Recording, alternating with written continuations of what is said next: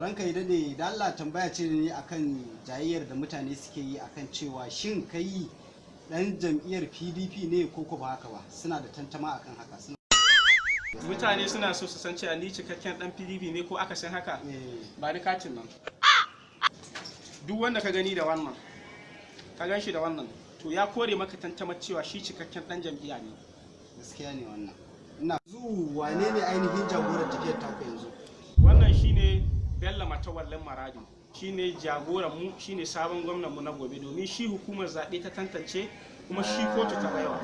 To yanzu ya kake ganin shin al'umma sun gamsu da wannan sabon gwamnan da aka ba su a matsayin shine zai jagorance su ko ya kake gani? Kwarai kuwa insha Allah jama'a sun gamsu kuma suna goyon baya 100%. To yanzu ya shi kuma dan jam'iyyar adawar kake gani shi ya haƙura ne ko yaya yana wannan matsayi? To shi wannan dan jam'iyyar adawa tuni ya gudu ma ya bar jihar, dan har takalmansa ina tabbatar maka ya bar su. To kowane ne kansilan naku? Kansilan ward namu na ward naku? Ward namu kansilan ta shine Saifullahi Ibrahim, wanda ake yi ma inkiya da goga. Shine kansilan ward din na Hunci. Dole sauke